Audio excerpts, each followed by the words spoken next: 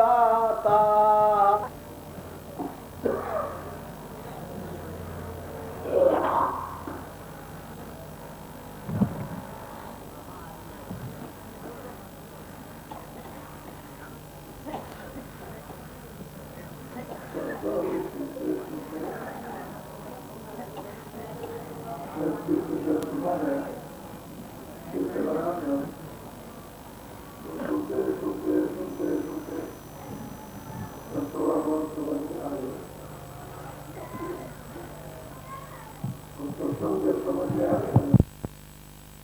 संसार की जितने भी ये झमेले हैं सब समझ में आने लगते हैं।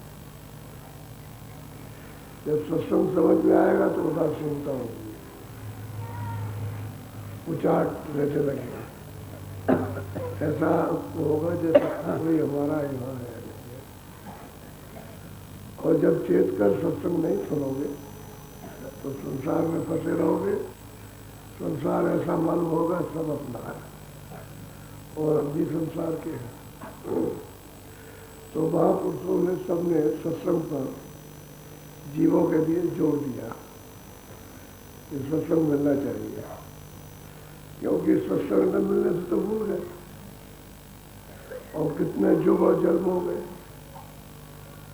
इसी दौड़ लगाते लगाते, और उसका कोई अंत नहीं कि अभी कब तक दौड़ होगी और सत्संग फिर भी नहीं मिला। तो सत्संग पर जोर दिया कि सत्संग मिलना चाहिए, तभी समझ आएगी नहीं आएगी। वो स्वामी जी महाराज काशी में लोगों को ये उपदेश सुना रहे थे। उसी बीच में कबीरपंथी मानता गए। आए तो थे कि हम सबसे बड़े और हमारा मत सबसे ऊंचा है, इससे मत कोई ऊंचा नहीं, न कोई जानता। लेकिन जब सत्संग सुना उन्होंने तो फिर विवेक हुआ। क्यों साधु भाव में रहे, थोड़ा बहुत कमजोरी रहे तब तो निकल सकती है। साधु भाव में रहना चाहिए तो जाग जाएगा। जब सत्संग को सुनाया तब उन्होंने पूछा कि भाई तुम जो पढ़ते हो किताब में, लोगों को सुनाते हो, तुमने इसमें से कुछ देखा है? उन्होंने तो लिखा था कबीरदास ने देखा होगा, और आपने किताब पढ़ी है तो कुछ देखा है। क्या लगे देखा तो हमने कुछ नहीं। सच्ची बात जो मुझे बोलो, जब देखा नहीं है तो इनको कौन सी देखने की बात बताते हो? जो ये सब सुनने आए तो उनकी समझ में बात तो आ गई। अब यह है कि जो गुलती होती है सत्संग से सुलझ जाती है। बस इनको बस बैराग हो कि इसमें कुछ भी नहीं, बाती में कुछ नहीं है। अब ये अंदर कुरेद पैदा हुई और मतलब ये दंदौलत में कुछ नहीं है। सब ये चेला और गुरु बनना ऐसे झूठ का बता रहा है। हमको तो कुछ नहीं हुआ, झूठे ही बात बने हुए। तब फिर जब रस आने लगा विवेक विचार से, और जब वहाँ स्थिर होकर बैठने लगे, इच्छा करने लगे कि हम नहीं जाएंगे, सुनेंगे और सुनेंगे, तो चेले लोग कहने लगे कि अच्छा, अरे गुरुजी चलिए आप, बहुत हो गया, इतना काफी है। तो उन्होंने कहा कि अच्छा आप लोग जाओ, मैं कल आऊँगा, रात को रहूँगा, कल आऊँगा। तो चेले बिगड़ गए, अरे चलिए चलिए। जब बिगड़े चेले कि चलिए क्या यहाँ, चलिए आप। तो गुरु ने अपनी शैली उतारी, एक गले में पहनते माटी की और टोपी, और अपने चेले को पहना दिया कि जाओ तुमको आपसे बात किया जाए, कभी 14 स्थान का जाओ मानती करना, और हमको अब आने ही नहीं, ना हमको मानती करना। चेला टोपी पहन ली, शैली पहन ली, और बस पालकी में बैठ करके चले। तो रास्ते में सोचता है कि इतना बड़ा सुख, आराम, धन दौलत, मान मर्यादा,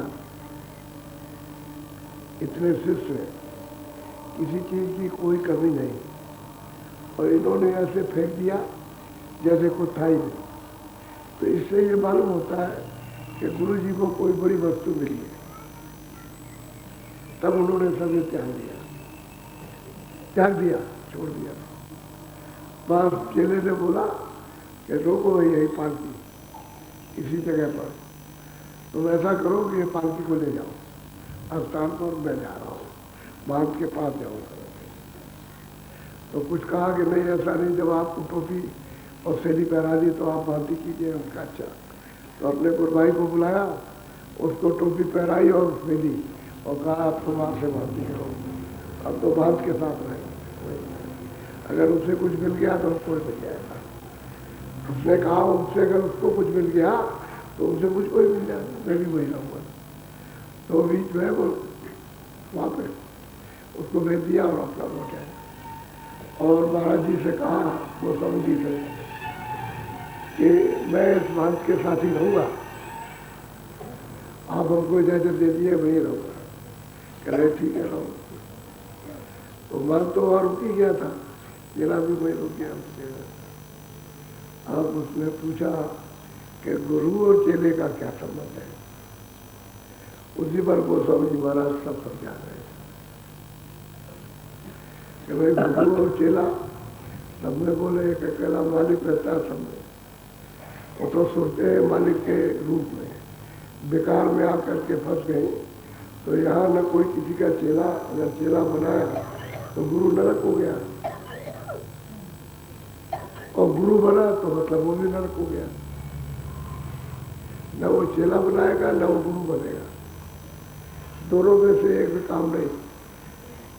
अब उसकी मदद करो, उसका भाव ठीक है कि वो चेला बन जाए, सेवक बन जाए, दास बन जाए, उसका तो ठीक है, लेकिन आपका चेला नहीं बनाना और न गुरु बनना। उसको समझा रहे हैं कि भाई गुरु चेले का ही है, तो तू भी अंधा और वो भी अंधे बैठे तो है, दोनों अंधे बैठे, गुरु भी अंधा चेला भी अंधा, किसको चेला और किसको गुरु कहता है, गुरु का मतलब ही क्या। तो उसके अब वो सब पूरा विवरण समझा रहे हैं, वो बताए, बोलो बोलिए।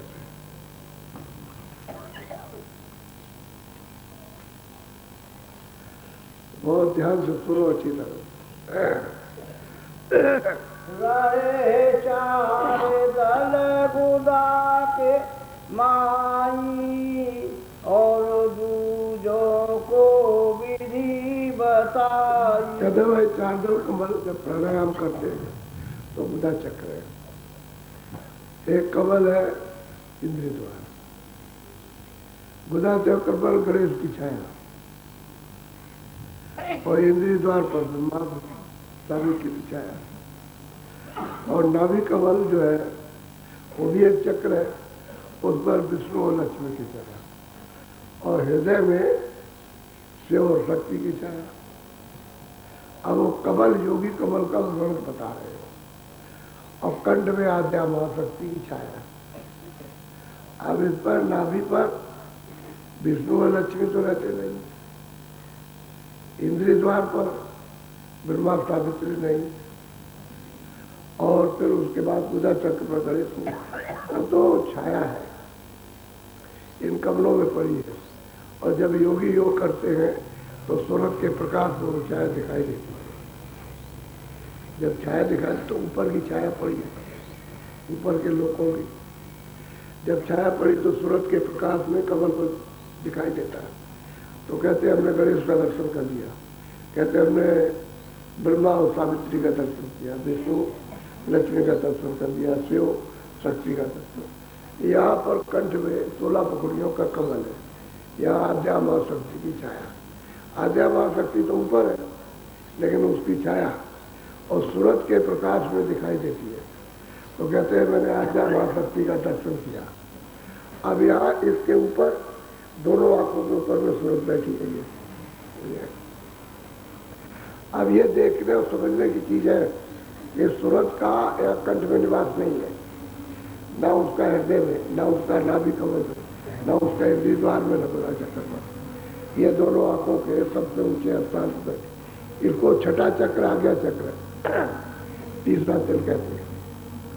आप योगी जब करके आएगा और इतना मन परिश्रम करेगा, मेहनत करेगा, तो फिर यहाँ से फिर क्या करेगा, फिर उस ध्वनि को सुनेगा। तो बात तो फिर वही हो गई, जिस ध्वनि को उसने पकड़ा है फिर उसको सुनेगा। अब उसमें सुनने में, उसमें अगर कुछ गलती हो गई तो अनुभव हो जाएगा, क्योंकि ये जीव है, उसको उल्टी करते हैं। तो यहाँ तालू में एक छोटा सा बहुत बारीक छेद है, उसमें ये लगा देते हैं तो श्वास को बंद करते हैं। अच्छा, जीव को उलटने में देर लग गई तो मतलब ये श्वास चढ़ जाएगी तो अनुभव हो जाएगा शरीर। तो उसको पूरा क्रिया वो करने वाला वो चाहिए। स्त्रियों से ये हो नहीं सकता, बच्चों से हो नहीं सकता, आजकल के जवान कुछ कर नहीं सकते। ये बैठे तो संतों ने नीचे का सब निषेध कर दिया, इसको खारिज कर दिया। ऊपरी से धुनी को सुनो, इसमें न बच्चों को तकलीफ है, न बच्चियों को, ना औरतों को, ना पुरुषों को, कोई तकलीफ नहीं है। ऊपर सुनो, इसमें कोई प्राणायाम तो करना नहीं है कि तालू को मतलब अंदर रोक के प्राणों को चढ़ा देना, ये कोई क्रिया नहीं है। वो सहज इधर से ध्यान हटाओ, उधर को लगाओ, तो ये सहज योग है सारा। इसको नाम योग, शब्द योग कहते हैं। क्योंकि आखिर में इतनी मेहनत तुमने 50 साल में, 40 साल में मेहनत की, तो ध्वनि तो सुनोगे, तो आप नीचे का छोड़ो, ऊपरी से सुनने लगो, उसको पकड़ लो। तो असल में बात यह है कि लोगों को ये पता नहीं है कि भाई इस कमल में किसका वास है और किसकी छाया है, और उसी छाया को मान लेते और है ऊपर की छाया पड़ी हुई है। जब छाया पड़ी और सूरज के प्रकाश में दिखाई देती है, जो सूरज के प्रकाश है कमल में, जो ऊपर से नीचे जिसके द्वारा चलता है, सजीव रहता है। अगर कमल न रहा है तो फिर खुदा अपना क्रिया नहीं कर सकती, नाभि द्वार पर क्रिया होगी, तो मतलब ये ऊपर से फटक जाएगा तो अनुभव हो जाएगा, चल नहीं सकता, लुप्त हो जाएगा। जब वहाँ प्रकाश नहीं रहेगा तो शरीर काम नहीं करता, बस ठीक ये रहता। सूरज का प्रकाश है शरीर में, सूरज का प्रकाश है, और तो बाकी छाया है। तो छाया तो बहुत बड़ी है, कमल यहाँ पर 16 पोखरियों कमल है, वो 3 लोग की पूरी छाया है, 3 लोगों की पूरी छाया उसको पड़ी है। इसलिए जब कभी सोते हो और कभी देखते हो कि मैं देखते थे, बहुत सी चीज़ें देखते हो, और देखते देखते देखते देखते घूम करके ऐसी जगह आ जाते हो ठंडक मिलने लगती है, तो मन वहाँ चुप हो जाता है। तो जब सुबह उठते हो कि भाई ऐसा सोया हूँ कि आज होश भी नहीं रहा, ऐसा सोया कि होश भी नहीं रहा है, तो मन घूमते घूमते घूमते सीधी जब नदी के सामने आ जाएगा तो ठंडक आती है तो चुप हो जाता है। तो यहाँ संसार से ज़्यादा उसको रस मिलता है, इसलिए चुप हो जाता है, तो कमर पर घूमता रहेगा। नहीं तो कमर पर घूमता रहेगा, उसमें तीनों लोगों का लगता है। कभी कभी लोग कहते हैं कि ऐसी ऐसी चीज़ें देखी जो हमने कभी नहीं देखी। वो कबीरदास जी ने पीछे वर्णन किया, तो फूलदास रेवतीदास को दोनों, और जो लोग बैठे सबको समझा रहे कि उससे कलयुग में कुछ होने वाला नहीं है। ये तो पहले कहा है, अब ये तो द्वापर और त्रेता की क्रिया है, अब कलयुग में लागू नहीं हो सकती, न कोई कर सकता। बोलो। कमल चक्र घट खोल के कहिया, संत कमल कहते हैं कि संत कहते हैं भाई संतों का जो रास्ता है वो तो इन कमलों से न्यारा है, अलग है।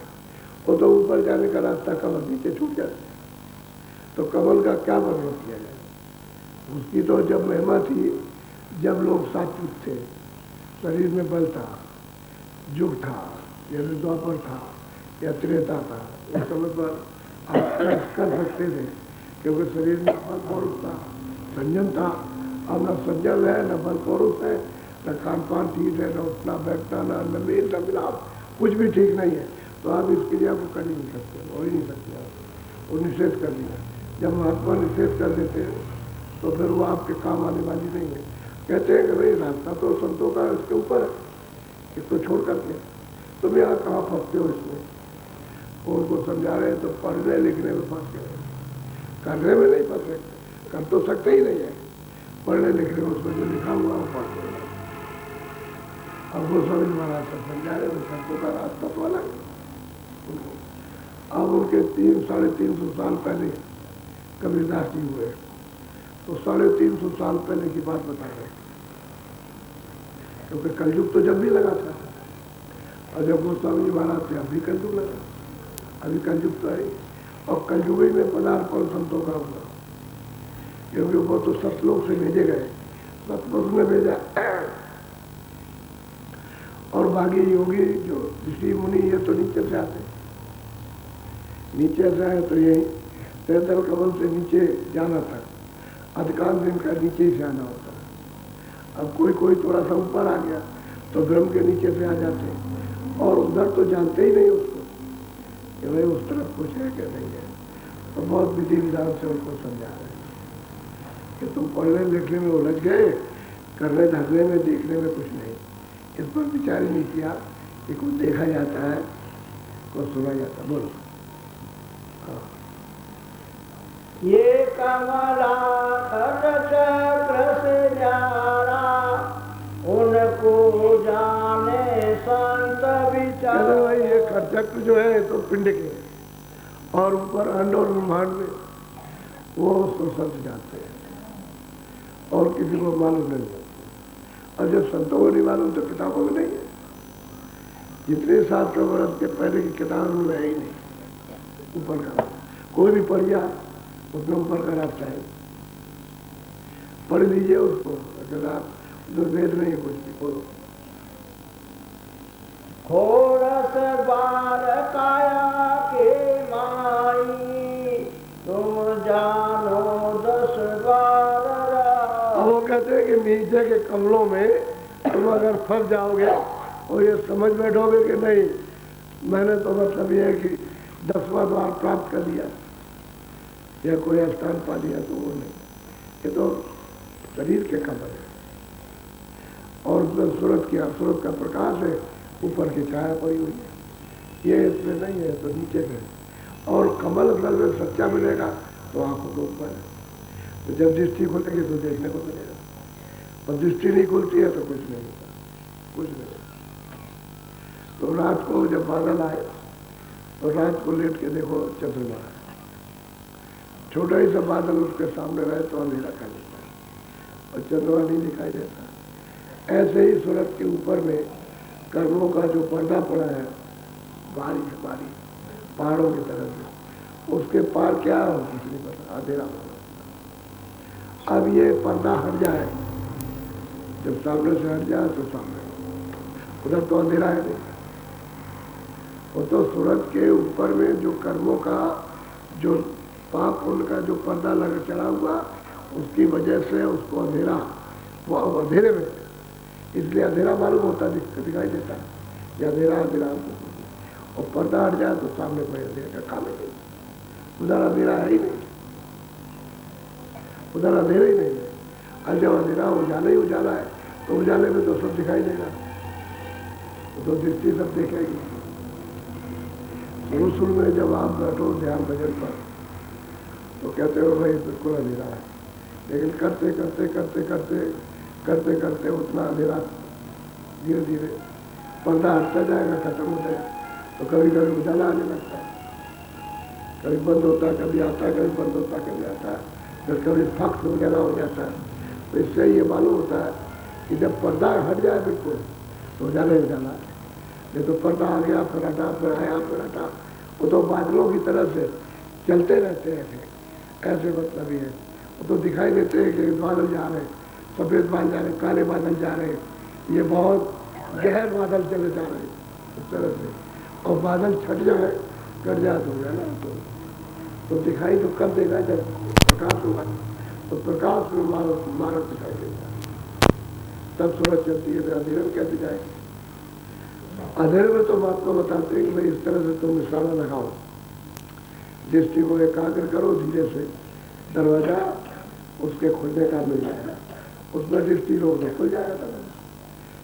तो पर्दा हटेगा दरवाजा खुलेगा, पर्दा नहीं हटेगा तो दरवाजा नहीं खुलेगा, पर्दा वैसे पड़ा रहेगा, अंधेरा रहेगा। पर्दा हट गया तो दरवाजा खुलेगा, दिखाई देगा। तो कहते हैं कि भाई संतों का तो रास्ता आंखों के ऊपर है, वो तो नीचे है ही नहीं, और तुम यहाँ नीचे का पढ़ के सुनाते हो, पढ़ते हो, तो न उसको कुछ समझ है ना बोलो। क्षेत्र कोटि काया के माई, तुम जानो पुण्य के भाई। तो कहते हैं कि भाई ये सब स्थान जो है, उदा चक्र है, इंद्रिय द्वार है, नाभि कमल है, बैकट है, ये तो सब के सब पिंड में है इस शरीर में, और तुम समझते हो कि नहीं वो है, वहाँ ऊपर है, ऊपर कहाँ से आ जाएगा, ऊपर अलग है और ये नीचे अलग है। तो कबीर साहब ने जो वर्णन किया है नीचे का, तो नीचे बताया उनका ये पिंड के, और ऊपर में जो है वो तो सूरत के ऊपर है। तो तुम समझते हो न जानने के कारण कि यही है, इसलिए तुमको कोई पता ही नहीं चलता। तो पढ़ने लिखने से समझ तो नहीं आएगी, तो देखने से समझ आएगी। जब कोई चीज़ देखोगे आँख से, जो चीज़ नहीं देखी उसको समझ में कैसे आएगा, जब देखोगे आँख से तो समझ में, बाहर की चीज़ें तब समझ में आती है, और बाहर की चीज़ें न देखो तो समझ ही नहीं आता, कहा हुआ ऐसा होगा ऐसा, तो भाई हमने तो नहीं देखा कैसा होगा, तो जब वहाँ जा करके देखो तो समझ में आता है। ऐसे ही है अंदर का, जब दृष्टि खुले और उसको देखो तो समझ में आया, नहीं अंधेरा हो तो कुछ समझ नहीं आया। बोलो। नाल सताईस काया के माई, 28 पुण्य बंक काई। कहते ये सब काया में, ये सब नाल काया में हो, तुम ऊपर बताते हो कि शरीर के अंदर ही है सब। योगी जब योग करते हैं तो ऐसा उस पर विस्तार रखा है सुरतों के फंसाने का कि किसी को पता ही नहीं, सुरतें इसमें फंसी रहे, निकल जाएगी, नहीं तो वापस चली जाएगी। तो जिसने राज लिया और जिसने सुरतों को सतपुरुष से मांगा, उसने फंसाने का भी अभियान बना लिया कि अगर चले गए तो राज हम किस पर करेंगे। मान लो तुम्हारे यहाँ जिले में कोई आदमी न रहे, कोई पुलिस रहे, तो अधिकारी क्या करेंगे, कुर्सी तोड़ेंगे। भाई अधिकारी की कुर्सी तो आप क्यों ली है, आप हो तो कुर्सी है, और आप नहीं तो बैठ के कचहरी में क्या करेंगे, राज किस पर करेंगे, न्याय किसका करेंगे, न्याय तो आपका करते हैं। जब आदमी नहीं है, जब सुरते ही नहीं है, तो फिर हुकूमत किस पर होगी। असल चीज तो ये, तो सत्पुरुष ने तो अनेकों लोग बना दिए, फिर इनको वहां से भेजा, ईश्वर को, ब्रह्म को और पार ब्रह्म को, कि तुम चलो तो इनको यहाँ करके अपने अपने स्थान पर बैठा दिया। अब ये सब तपस्या कर रहे हैं, कितने युगों तक तपस्या की, तपस्या से जब प्रसन्न हो गए तब उन्होंने कहा तुम क्या चाहते हो, कह लगे छोटा सा रात दे दीजिए। तो उनको रात बगैर तो ऐसे बैठता नहीं है, तो जब चेतन सुरते मिलेगी तब प्रश्न होगी, तो सुरतों का छोटा भंडार दे दिया। अब वो तो अथाह है, उसने फैसला दे दिया तो क्या है, कुछ नहीं। अब यहाँ तो बहुत है, लेकिन वहाँ कुछ नहीं, वो तो अथाह है, उसने से जरा सा दे दिया। अरे तालाब में से लोटा भरो तो क्या होता है, समुद्र में से तुमने 1000 लाखों करोड़ों लोटे निकालो, उसमें क्या, तो वो तो समुद्र है, छोटा सा जरा दे दिया इनको। ये सुनते चेतन है, इनको ले आकर के खोलो में बंद किया, तब रचना बैठी। अगर खोलना तैयार करते तो रचना नहीं बैठी। अब खोलो में बंद कर दिया तो फिर आपको भुला दिया और रास्ता भूल गए। है तो शब्द का रास्ता एक ही रास्ते से आए, किसी जाओगे। आंखों के ऊपर में शब्द है, नाम है, आवाज आ रही, उसी को पकड़ो तो चढ़ जाओ, और उसको छोड़ दिया तो डूब गए, रास्ते ही घर का भूल गए। तो घर तो यहाँ नहीं, घर तो ऊपर है, क्योंकि ऊपर ही सृष्टि है, जमीन सुरतों के ऊपर ही है, यहाँ नहीं है। ये जमीन तो जड़ है, ये जड़ शरीर की जमीन है, लेकिन सुरत जो चेतन है उसकी जमीन तो ऊपर है, उसके रहने का स्थान तो ऊपर है। यहाँ कहाँ, ये तो परदेश है उसमें। बोलो। 22 सोन संत बतला, ये कबीर मुख अपने गावा। अब गोस्वामी महाराज कहते हैं भाई कबीर ने अपने मुख से गाया, ये भाई सुन ले, वो तो संत बताएंगे, दूसरा कोई किसी को मालूम। असली चीज ये है। अब ये सब गुरु और चेले की सब बात बता रहे। गुरु कौन, चेला कौन, गुरु क्या करता है, चेला क्या करता है, गुरु का संबंध चेले का संबंध क्या है, वो सब अलग अलग। फिर बताते हैं कि भाई तुम गुरु बने और चेला बनाया तो दोनों न रखो। ना उसकी समझ में कुछ आया ना उसकी कुछ समझ में आया। तो गुरु और चेले का बड़ा अटपट संबंध है, सीधा नीचे जाने का। जानकारी ही जीवों को पकड़े तो काम बनेगा, अनजान तो क्या मालूम रहेगा। और जीव बेचारे कुछ जानते भी जहाँ चाहते जहाँ चाहते क्या कर जाए। हिंसा करने से कि हमारा देवता खुश हो जाएगा। आदमी की हिंसा कर दो, पंछी की हिंसा कर दो, पशु की कर दो। अब तुम ये तो जानते नहीं कि हिंसा का क्या फल मिलेगा। ये तो मालूम देवता खुश हो जाएगा, देवी खुश हो जाएगी तो हिंसा करते। कोई आदमी की हिंसा करते हैं, छोटा बच्चा लाया काट डाला चढ़ा दिया उसको, कहते देवता खुश हो जाए, देवता खुश हो जाए। वो भूत हो जाएगा तो तेरे ऊपर लगेगा, तुझको लगे चढ़ेगा और फिर कितना हैरान परेशान करेगा। रात और दिन उठाएगा पटकेगा, उठाएगा पटकेगा। तो वही बात है। तो जीव कहाँ कहाँ फंस गए, कोई किसी में फंस गया, कोई किसी में फंस गया। अब कोई सत्संग तो मिलता नहीं कि भाई सत्संग उनको मिल जाए तो उनको बताया जाए मानो कर्म तो करो, मानो तो दया होनी चाहिए, मानो विचार होना चाहिए। तो ये कुछ नहीं है, बस हिंसक बन गए, सब हिंसक हो गए। जिसको देखो सब हिंसा करने लगे। और हिंसा में कुछ आनंद, तो आनंद किस बात का? अरे जिब्या का स्वाद तरह तरह का ले लो, कोई उसी से स्वाद थोड़ी मिलता। बहुत सी चीजें हैं स्वाद की, उससे भी अच्छी, लेकिन आदत पड़ जाए खराब तो बस वही खराब। अच्छा चीज असली है। तो सब कुछ उन्होंने समझाया, बताया। अब यही बात है कि सत्संग मिल जाए तो गुरु को भी समझ में आ जाए, चेले को भी समझ में। और सत्संग न मिले तो न गुरु समझे न चेला। सत्संग मिल गया तो चेला भी समझ गया जो उनका, गुरु भी समझ गया। गुरु ने भी परित्याग कर दिया सब सुख का और चेले ने भी फेंक दिया। गुरु ने वही चीज जो अपने को उसके पास थी वही उसको दे दी। उसने देखा भाई गुरु को इससे बड़ी चीज मिली, बड़ा आनंद, बड़ा सुख मिला, बड़ी शांति मिली, तो हम यहाँ सो जाए साफत में। उसने भी फेंक दिया, कहा है कुछ नहीं। अब ये दोनों वहीं रहने लगे। काशी में गोस्वामी महाराज के सामने जमीन पहले तो बहुत खाली पड़ी रहती थी, वो बना ली कुटी, वहाँ कुटी बना के वही रहते लगे। फिर उन्होंने उनको नामदान दे दिया। फिर ये लगे अपना भजन करते, बड़ा भजन किया, बहुत अच्छी तरह से भजन किया। जैसा करना चाहिए चेले गुरु को, वैसा ही भजन किया। और न वो गुरु रहा, न वो चेला रहा। अब तो मतलब ये है कि दूसरी चीज उसको मिल गई। बोलो। मानसरोवर सुख मणि नारी, तेरा बेनी ब्रह्मांड के पार। अब कहते हैं कि भाई मानसरोवर ये तो न पिंड में है, न अंड में, न स्वर्ग में, न वैकुंठ में, न ईश्वर के लोक में, और न प्रभु लोक में। कहते हैं मानसरोवर और त्रिवेणी तो यानी तीनों लोकों के पार है, वो यहाँ नहीं है। और वो कबीर साहब ने लिखा, तुम अपनी किताबों में देखो जाकर के, उसने लिखा। क्योंकि संत जो रहेंगे वो सब लिख देंगे, सब लिखते हैं। तो गोस्वामी महाराज को किताब थोड़ी देख रहे थे, वो तो अंदर देख रहे थे, वो समझा रहे थे उसको कि त्रिवेणी तो बहुत दूर है। मानसरोवर जिसमें स्नान किया जाता है वो तो बहुत दूर है यहाँ से।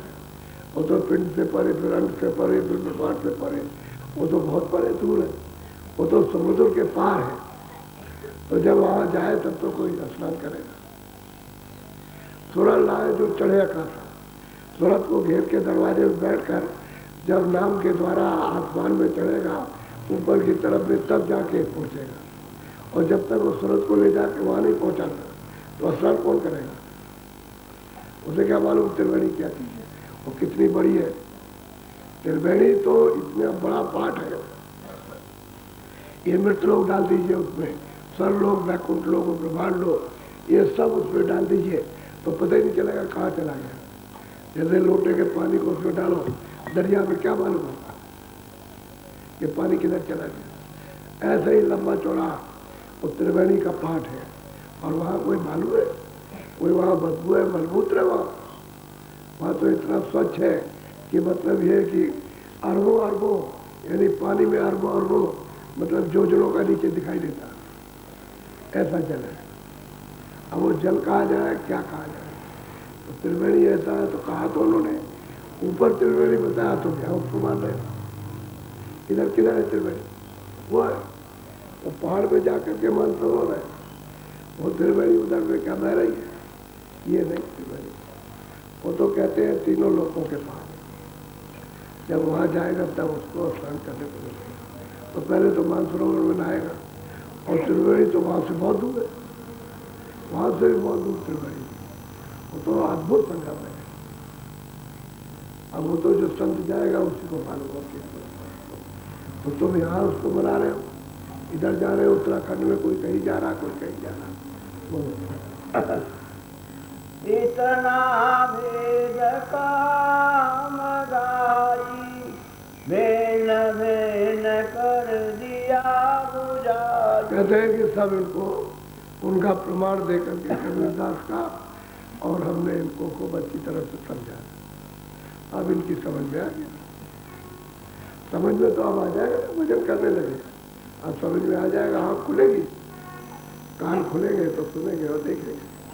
अब समझ में आ जाएगा, अब ये प्राप्त कर लेंगे, क्योंकि सब फेंक दिया, कुछ नहीं रखा कि जरा सा भी कुछ रख लेते। वो लंगोटी है इनके पास में, तब दीन होता है आदमी। जब कुछ रहता है तो फिर नहीं होता दीन, कुछ नहीं रहेगा, तब दीन होता है।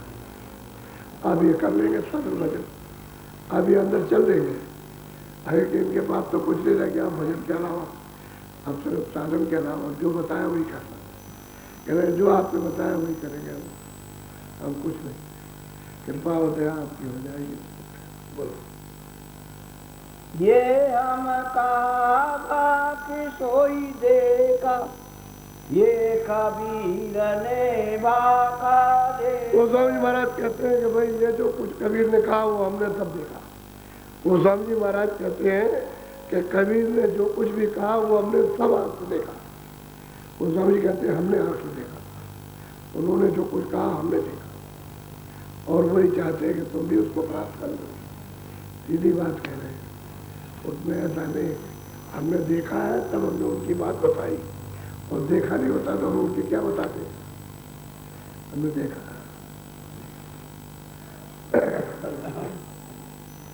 अब ये सब उन्होंने चढ़ के देखा। अब उसी किताब में लिखा है जिसको रोज आप पढ़ते हो, भूदेव नयन तिरसठ में भयो कुंचित हौसलाधीर सैदल कमल में निर्जल भगवान वो बैठे हुए, तो कहते हैं मोह का नाम होता है। मुझको देख करके और मैं उनको देख करके हंसता हूँ, मैं भी हंसा। तो जब हंसे तो उन्होंने मुंह खोल दिया, मुंह खोल दिया तो मैं उधर चला गया, इस पार से उस पार। उधर बाद पेट में थोड़ी चले गए, उधर गए तो कहते उधर, कहते उधर में जब मैदान में खड़ा हुआ तो मुझे सब दिखाई देने लगा। उधर बाद तो नजर आया, कहते मुझको अंड की स्वर्ग वैकुंठ की साफ रचना दिखाई देने लगी, सब वहां से दिखाई देती है। स्वर्ग क्या है, उनको लोग राज करते हैं, सब दिखाई देता है। उधर बाद तो नजर आया और कहते हैं देखो बहुत से ब्रह्मांडों को मैं देखने लगा। उधर जब मैदान में खड़ा हुआ था, वही कहते हैं कि मैंने उसको प्राप्त। अब कहते हैं मैंने देखा उसको, वही कहते हैं जो कबीर ने कहा वो तो मैंने पहले ही देखा, तब मैंने तुमको उनकी वाणी सुनाई। अगर मैं देखता नहीं तो तुमको क्या बताता? बोलो जो कोई आता भेद खाने, पंथ कबीर जाई को जाने। अरे भाई जो कोई भी भेद बता उसी को समझो कि कबीर है। जो उसके भेद बता दे वहां पहुंचने का अपने घर में और आता जाता हो वही कबीर है। तो ये मत समझो कबीर अभी 300 साढ़े 300 साल पहले हुए, आज भी कबीर है। जो इसका भेद देखता है जानता है जो पहुंचता है वही कबीर है। क्यों नहीं उसको मानते हो और कहोगे कबीर तो कबीर अब कभी नहीं आएगा। जिसको तुम कबीर समझ रहे हो वैसे वो आता रहता है, वही कबीर है। कह कबीर की बात सुनावे ये झूठे और की बात। कहते वही कबीर की बात ये सुनाते हो, समझ गए, और किसी को छोटा कहते हो नहीं, कोई छोटा नहीं। जो वहां पहुंच जाएगा वही कबीर है। तुम ऐसा क्यों समझते हो कि कबीर अलग है, ये अलग है, वो अलग है, वो अलग, वो तो वही है। अब वो कह रहे हैं कि वही है तो कोई बात नहीं, न तो वो हमको समझो ना उनको समझो ना उनको, वही कबीर है। वो तो काम के लिए आता है जीवों को जगाने चिताने वापस ले जाने के लिए, तो कबीर नहीं है। और सब में समाया हुआ, सब में बोले एक अकेला। तुम क्यों गुरु और चेला बनते हो? वहां कोई गुरु चेला नहीं है, वो सब में एक बोल रहा है। अज्ञानी तो अपने को अज्ञान दूर करने के लिए सब भाव प्रकट कर सकता है, ज्ञानी नहीं कर सकता। ज्ञानी ये नहीं भाव प्रकट कर सकता है मेरा चेला है, ये सब मालिक के अंश है। उसी के पर्दा चढ़ा हुआ है तब तक की बात, पर्दा निकल गया तो कुछ नहीं, एक ही है। फिर बोलो अपना चखा स्वाद बतलावे और की करनी कामन। अब गोस्वामी महाराज कहते हैं अरे अपना माल पाया हुआ, अपना चखा, उसका आनंद लिया, वो तो काम आएगा। और औरों ने क्या किया क्या नहीं किया उनका काम क्या आने वाला। कबीरदास आए जब आए, उन्होंने जो कुछ भी लोगों को दिया उन्होंने चखा, उन्होंने चखा, वो ले गए पहुंचाया, उससे तो काम होने वाला।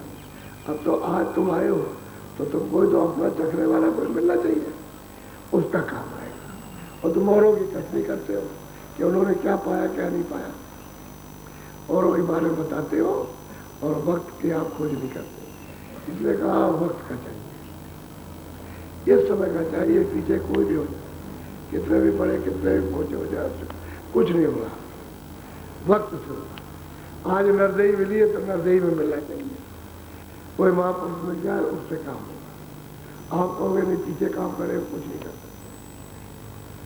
तो उन्हीं का सब बताया हुआ कि पीछों से काम, पिछलों की जो धारे टेका जिनको कभी आंख नहीं देखा, अब पिछलों की टेक मानते उनको आंख से तो कभी देखा नहीं, और मौजूदा जो रहते हैं उनसे नफरत करते, तो उनका क्या काम हो सकता है? कुछ नहीं हो सकता। तो वो कहते हैं कि पीछे हो गए उनका तो गाना गाते और वक्त का फायदा नहीं उठाते। काम तो जितने रस लिया, जिसने देखा है, जो पहुंचा है वो पहुंचाएगा, वो दिखाएगा। और पीछे जो हो गया तो उनको दिखाया होगा। अब तो तुम्हारे सामने नहीं है, तो तुमको तो अपने सामने मिलना चाहिए, तब तुम्हारा काम होगा। इसलिए वो पीछे वालों का गाना मत गाओ, वही कभी है। जब जब संत आएंगे तो वही आते। वो तो वो एक चोला धारण कर लिया, फिर वो चला गया तो दूसरा धारण कर लिया, वो चला गया दूसरा धारण कर लिया, वो तो काम तो एक ही चलेगा, वो दूसरा काम नहीं है। अब सिर्फ समझाने के लिए तो वो बात पाए थे, वो बात पाए थे, वो तो एक ही है। स्थान तो एक ही है, ज्ञान तो एक है, शक्ति एक है, उससे कोई फर्क। मिलोरी से अलग हो जाओ चीज एक है, और मिलोरी के अंदर आओ तो द्वैत रहे, अलग अलग रहो तुम्हें मैं हूँ इसी में प्रसार करो। भेदभाव अभेद जब ही होगा जब सबसे अलग हो जाओ। बोलो और की करनी मुझे बुझावे तो अपना कारज नहीं पावे। असली बात यह है कि औरों की करनी, वो मतलब यह है कि बताता है, समझ के सुनता और सुनाता है, अपना अपने पास तो कुछ है नहीं, ये अपना वो बताए। अपना कोई बताना चाहिए कि भाई तुमने क्या करने की, क्या प्राप्त किया, वो तो बताएगा नहीं, औरों को बताता है। किताबें तो अपनी जगह पर है, यह किसी की समझ में नहीं आता। कोई भी इसको घर में रख करके पढ़ते हैं उनकी समझ में। हमने कई लोगों से पूछा, आपने भाई ये क्या मतलब इसका? कहले कुछ नहीं, पढ़ लेते हैं। कई एक लोग मिले किताबें रखे हुए बहुत इज्जत के साथ, कपड़े बांध के रखते हैं, बस उन्होंने खुला ऐसे कर दिया, बस वो क्या। तो हमने पूछा अम्मी भाई क्या है, तो किसी ने कहा पलटू साहब की है, किसी ने कहा दादू जी की है। तो हमने इसमें क्या लिखा हुआ, तो जरा सा खोलो इसको, तो खोला उसमें, तो वही पन्ना निकला कि भाई गुरु की खोज करो। तो हमने उसमें तो लिखा हुआ है कि गुरु खोज करो। हमने किसी गुरु को खोजा, और चाहिए कब हुए, तो बहुत दिन पहले। अब बहुत दिन पहले हुए, तुमने तो उसको देखा नहीं, किताब लिखी रखी, उसमें यही तो लिखा है कि गुरु की खोज करो। ये तो करना चाहिए था, वही तो बता रहे हो कि जब गुरु मिलेगा तब काम बनेगा, वो रास्ता बताएगा। किताबें सबके यहाँ रखी है महात्मा महापुरुषों की जिन्होंने प्राप्त किया, अब उसका लाभ देख ही हो गए, देखभाल किया, खोज नहीं करते तो देखभाल। एक नहीं, तुम्हारी संतान आएगी, संतान की संतान, उसे तो चाहिए आएगी, वो जानने वाला उससे चाहिए। अब वो कहेगा नहीं हमारे पीछे हमारे बाप दादे उसको मानते थे, हम भी उसी को मानते, उससे कुछ नहीं होगा, उससे कुछ होने ही वाला नहीं। अब मान लो कि थे अपने समझ में, उन्होंने देखा, उसने सुना, अब किस चले गया, कहते हो कि अपने इसमें तो आपने देखा था, हमको भी आपको तो आप मिलना चाहिए, रास्ता तो वो बताएगा। लेकिन अभी पूरे वर्ष के अब सत्संग नहीं मिला तो समझते नहीं, बिना सत्संग के समझ आएगी, बिना सत्संग के शंका दूर नहीं होगी, समझिए धन टूटेगा नहीं, तो संग मिल जाएगा तो शंका भी दूर हो जाएगी, धन भी टूट जाएगा। असल में सत्संग तो कहीं मिलता नहीं, कोई पुरानी गाथा चलती जाती नहीं आ रही, बस इसी में गुरु चेला का मुझो लेखा, तो गुरु का मैं कहूँ विवेक। ऐसा ही बात यह गुरु चेला, इसका मतलब यह है कि मैं सुनाता हूँ तुमको है क्या, गुरु क्या और चेला क्या है। सही बात तो यह है कि आजकल तो गुरु चेले को मान समझते ही नहीं, ये चेला है कि गुरु क्या है, अच्छी चीज है।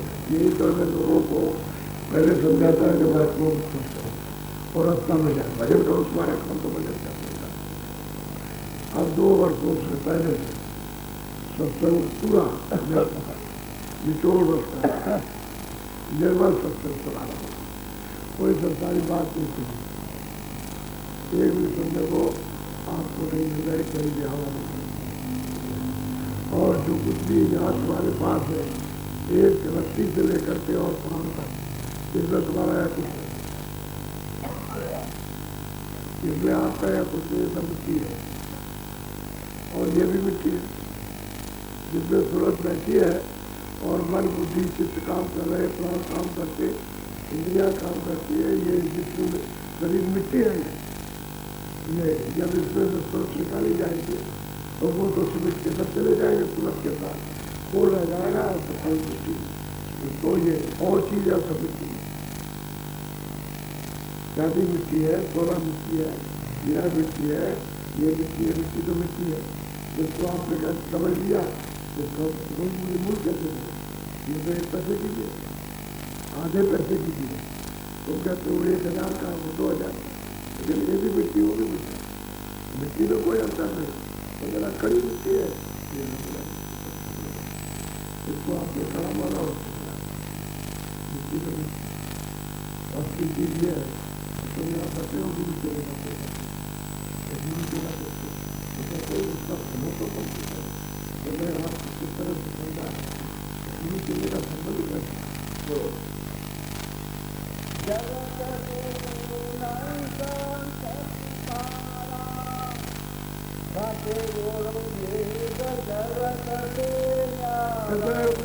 जगत की और संतों के देश को भी जानकारी नहीं है, संत की बात है। और जो संत है और जगत का कहते हैं चलो तो अपने घर से अपने उससे वही रहो, निर्माता कभी भी करता नहीं, कभी वक्त देता इससे रहे, और वही सर्वशक्ति सर्वानंद उनको ही मिले।